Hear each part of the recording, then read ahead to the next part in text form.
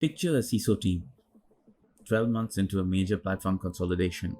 They've just finished deploying a fully integrated AI-powered security operations platform across the organization.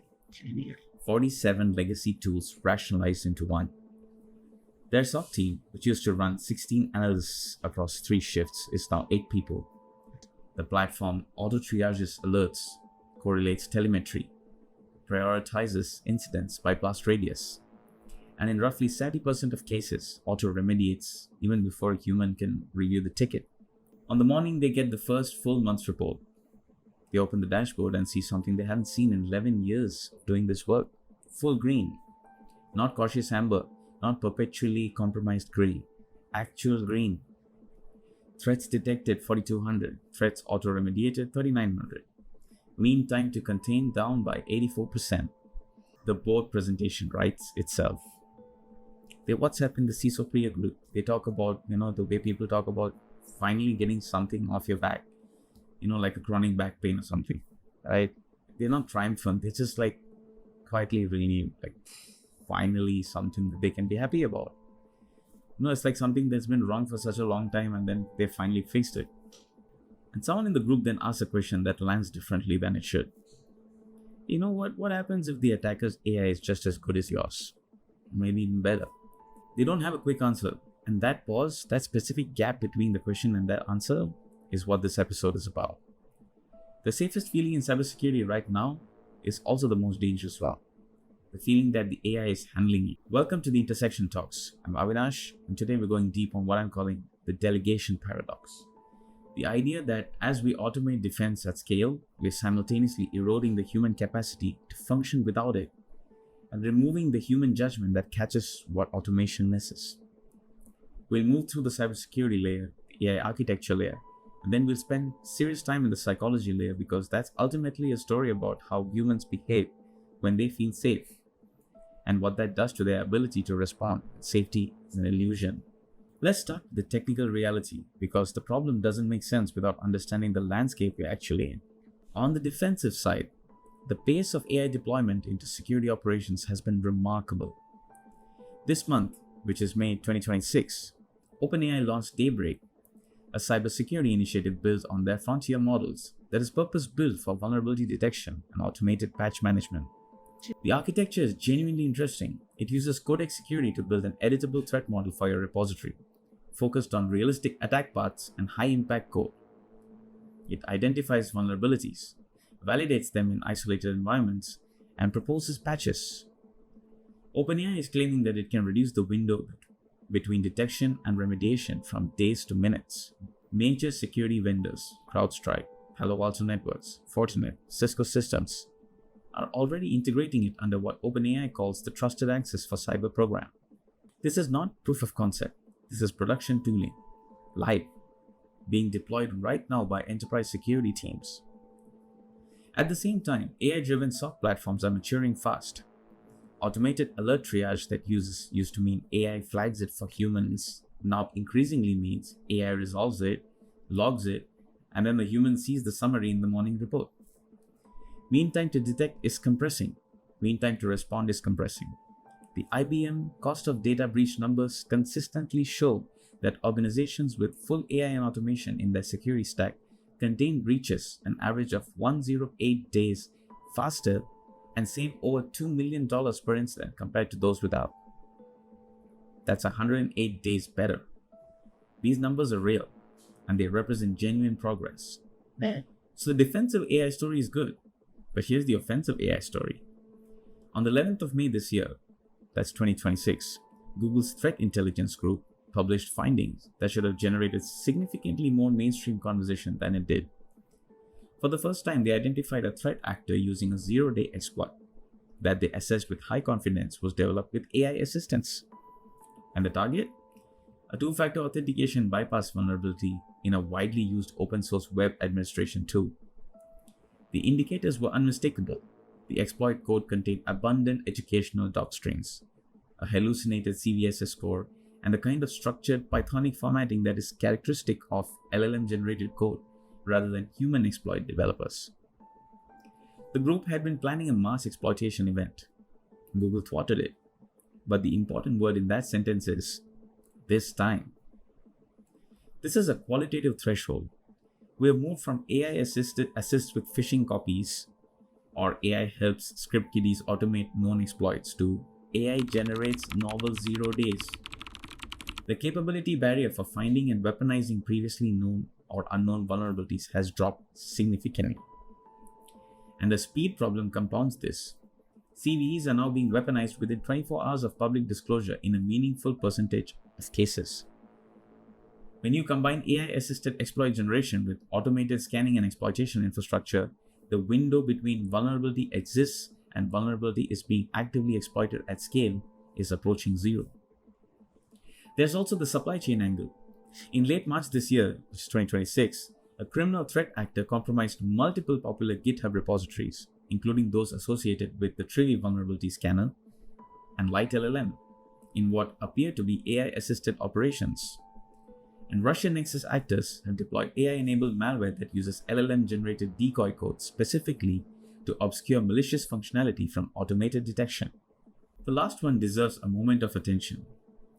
Malware that generates convincing-looking benign code as camouflage, specifically to confuse AI-based detection systems. That's scary. The attacker isn't just using AI, they're using AI specifically calibrated to the capabilities and blind spots of AI defenders. This is the symmetry problem and is the first pillar of the delegation paradox. When both the attacking side and the defending side have roughly equivalent AI capabilities, what is the actual net security gain? If I have AI that detects and remediates at speed, and you have AI that generates exploits and evades detection at speed, and both systems are improving in parallel, we haven't necessarily gotten safer, we've just gotten faster. We've shifted the conflict to a higher tempo at which human participation becomes progressively less viable. And here's the hidden asymmetry within that symmetry. Automated defenses have automated blind spots. They are systematic blind spots. They derive from training data, from the threat landscape as it was when the model was trained, from the attack patterns the model has seen. They are consistent and predictable. Attackers who understand AI defense systems, and increasingly they do, can probe specifically for those blind spots.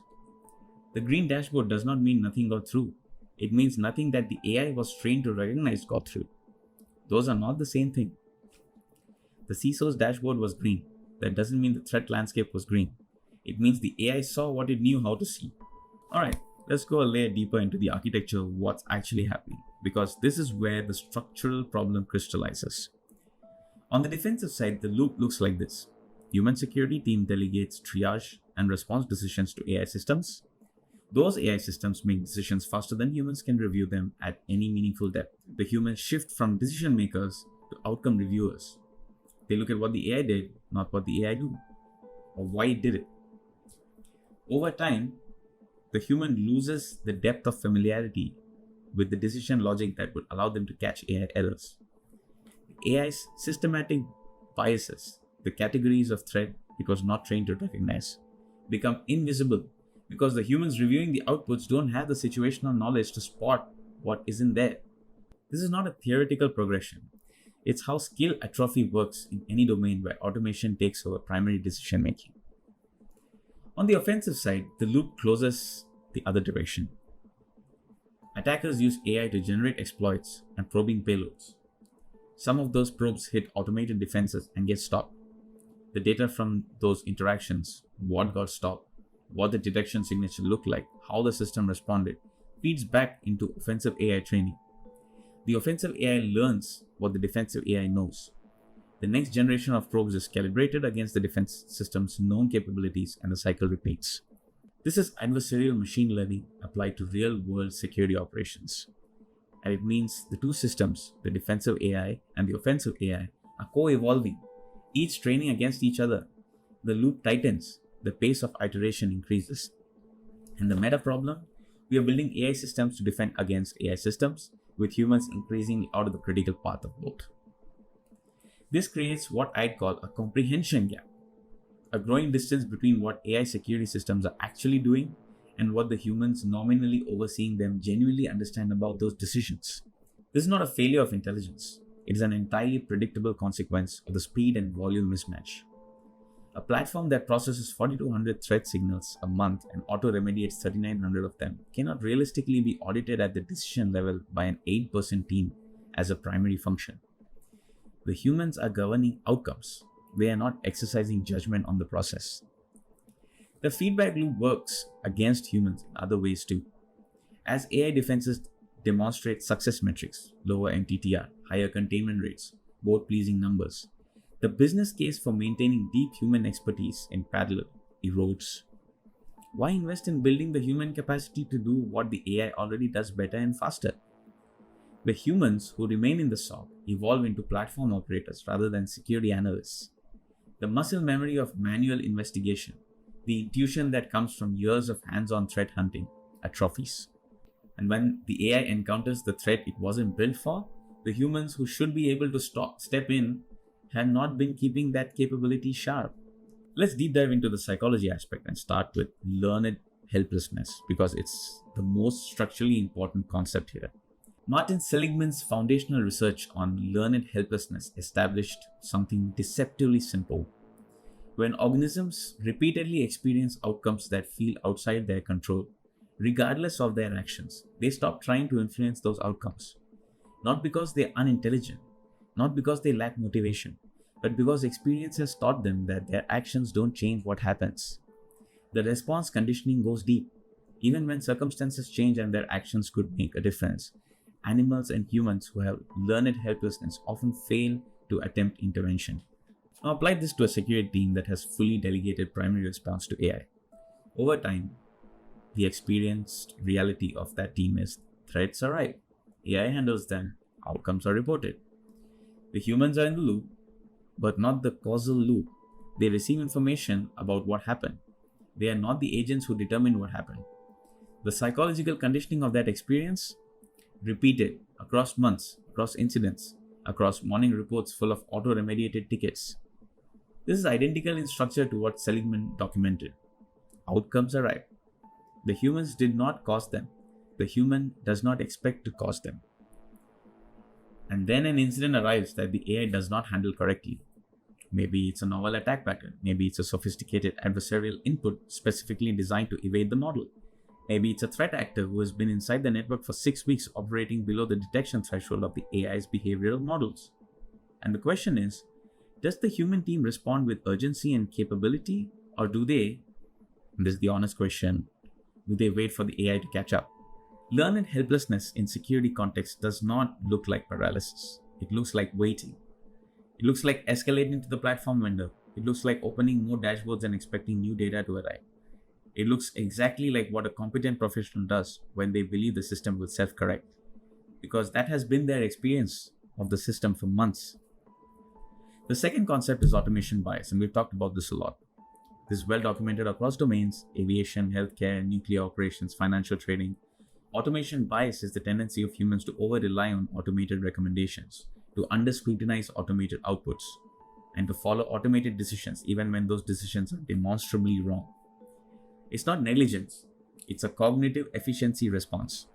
When an automated system has a long track record of being right, the human brain allocates less attentional resource to verify its outputs. This is rational in contexts where the automation is reliable and the cost of over-verification is high. It becomes a critical vulnerability when the automation fails in ways that are difficult for the human to detect. In a fully automated security stack, automation bias means that when an AI system reports a threat as contained, the human reviewing their report experiences that classification as confirmed rather than claimed. The psychological weight of a green indicator is different from the psychological weight of a status field that reads "in progress." Green is closure. Humans are pattern recognizing closure seekers.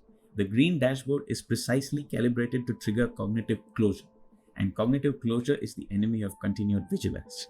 This brings us to what I'd call the comfort paradox. The more confident a security dashboard makes you feel, the less likely you are to probe its assumptions. This is not a character flaw, it's the normal function of confidence as a cognitive state. Confidence reduces exploratory behavior. Confidence reduces the felt need to verify.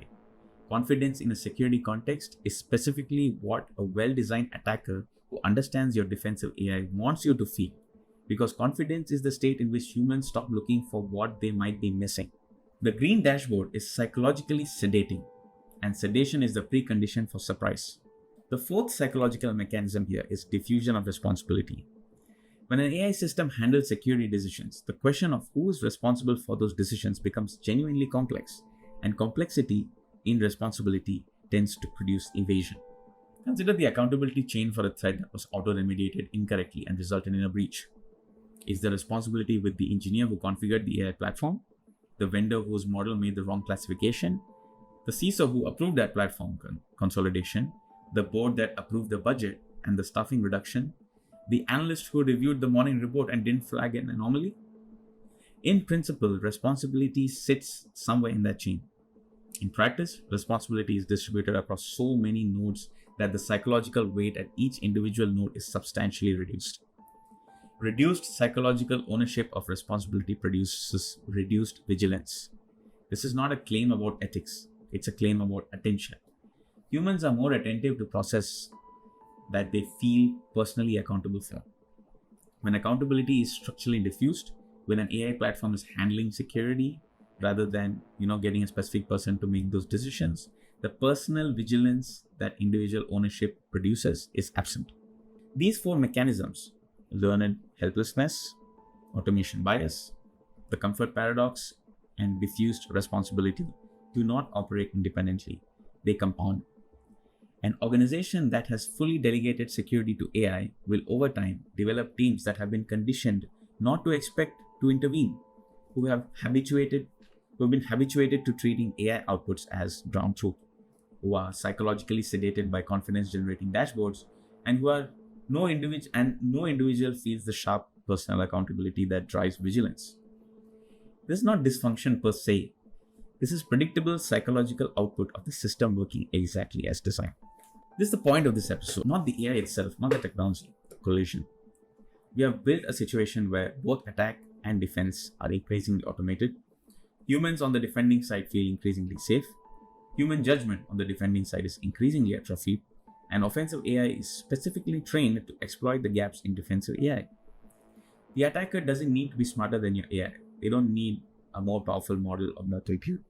They need to find the one scenario your AI wasn't trained on, the one edge case the model doesn't recognize, the one attack pattern that sits just below the behavioral detection threshold, the one moment when the human who should have caught what the AI missed was looking at a green dashboard and feeling, oh, for the first time in 11 years, feels like everything is under control. I assure you, it's not. That moment, this is the delegation paradox in full, is precisely the moment that the full automation of defense creates. The safer the AI makes you feel, the less you are watching. The less you're watching, the more exposed you are to what the AI cannot see. The exposure you have successfully automated away on the surface has not been eliminated. It has been concentrated into the gaps the AI doesn't know it has, and defended only by humans who have been systematically conditioned out of the habit of watching for these gaps. The delegation paradox. The more you delegate security to AI for efficiency and speed, the more you erode the human capacity to catch what the AI misses. The efficiency gain is real, no doubt. The erosion is equally real. And the erosion is invisible because the dashboard is still green. Okay, let's be specific about where this matters. At the individual level, the security practitioner whose primary function is increasingly reviewing AI outputs rather than exercising direct threat hunting judgment is, over time, developing a shallower set of skills than they would have in a manual environment. This is a career risk that is almost entirely invisible during normal operations, because during normal operations, the AI covers the gap and becomes visible when the AI fails and the practitioner is called on to exercise judgment they haven't sharpened in years. There's also the professional liability damage. The person who trusted the AI is emerging as a real career-damaging designation in post-incident reviews. Even though that trust was structurally designed into the system, you're asked to trust AI and make it help you do things. And when you trust it entirely, boom, you're out. At the organizational level, a security posture that looks strong on dashboards but has systematic blind spots is a liability that doesn't appear on the balance sheet until it does. Governance frameworks that assume human oversight but have humans who've stopped exercising it in any meaningful sense are Potemkin governance, the form of oversight without the substance. Boards and executive making risk decisions based on AI-generated security metrics are making decisions about an AI's assessment of its own performance. That is not the same as an independent assessment of an actual risk. At the societal level, we are deploying AI systems to make autonomous decisions at machine speed about the protection of critical infrastructure, power grids, financial systems, hospital networks, water treatment facilities. The human oversight of those decisions is, in a growing number of cases, nominal. Humans who are nominally in the loop but are not operationally equipped to exercise judgment are not oversight. They are witnesses. And witnesses are not a security control. Alright, cool. Concrete actions, not just abstract principles, things you can actually do with the people and systems you have. Alright, let's begin. Deliberately break your own automation. Sounds weird, right? Check it out. This is not a suggestion to reduce your AI coverage. It's a suggestion to run regular exercises where your team responds to incidents without AI assistance. Tabletop exercises are just not enough. Run live, sanitized incident scenarios, traffic replays, simulated breach indicators, and require analysts to detect, triage, and respond manually. The goal isn't to demonstrate you can do it without AI. The goal is to keep the muscle memory alive so that when you need to fall back on human judgment and get to some point that you will, you are not starting from code. You know where you are. You know at some point you've already been tested on this, right? Schedule this quarterly at minimum. Treat it with the same seriousness as a fire drill because it's the same thing. Institutions that don't run fire drills discover at the worst possible time that people don't know where the exits are. Audit the audit trail. For every AI remediated threat in the last 30 days, have a human analyst review the decision logic on a random 10% sample. Not to override the AI, not to second guess the classification, but to maintain comprehension of what the AI is actually doing. The goal is that your team can give a coherent verbal explanation of why the AI classified a threat the way it did and what remediation action it took. If your team cannot do this, if the AI's decisions have become a black box that produces outcomes that humans can no longer explain, that is a direct measure of comprehension gap. And comprehension gap is what makes AI blind spots operationally dangerous. Next, probe your AI's blind spots before attackers do. If you know where your defensive AI was trained on, what threat data, what time period, what attack categories, you also know, at least approximately, what it probably cannot see. Legacy attack patterns that predate its training window, novel techniques developed specifically to evade behavioral detection, slow and low approaches that stay below the statistical thresholds the model uses to flag anomalies. Engage your red team or an external adversary testing partner, specifically to probe these edges. Don't ask them to break your AI generally. Ask them to find the seam between what the AI sees and what it doesn't. The seam is your actual exposure. Map it before someone else does. Name the responsibility. Give every responsibility a person a face. For each category of AI automated security decision in your environment, there should be a named human who owns the outcome, not the vendor, not the platform, not the team. A specific individual whose professional accountability includes that decision category. This is not about the blame architecture. It's not like to hang somebody because the AI did something. It's about attention architecture. Humans who know they own an outcome are more attentive to it. Diffused responsibility produces reduced vigilance at every node. Reconcentrating responsibility, even symbolically, reconcentrates attention. Make the accountability concrete, make it visible, and review it when things go wrong. Let me close this with where I actually stand on this. AI delegation in security is not wrong. It is necessary. The volume of threat data, the speed of exploitation cycles, the scale of modern infrastructure. These are not problems that human teams can match without AI augmentation. We're not going back to manual security operations for sure, and I'm not arguing we should. The danger is not using AI. The danger is losing the ability to function without it and losing the ability to catch what it misses. The CISO's dashboard was green. That was real. The AI was genuinely doing meaningful work. The 3,900 auto-remediated threats were real threats, and the AI handled most of them correctly and quickly. None of that is in question.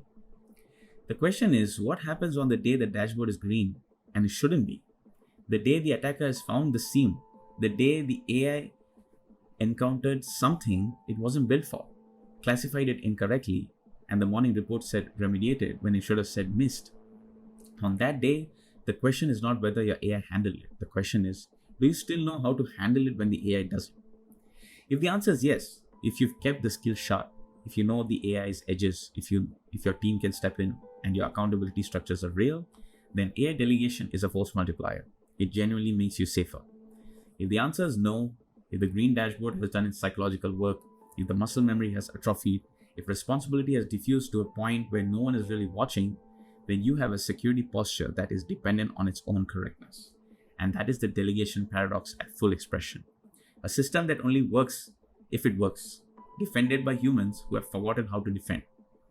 That is not efficiency. That is a single point of failure dressed as progress. Keep watching, keep asking the uncomfortable questions, and keep the humans in the real loop, not the nominal one. This has been the Intersection Talks. If this episode connected with something you're thinking about, subscribe to the newsletter at synthesection.substack.com.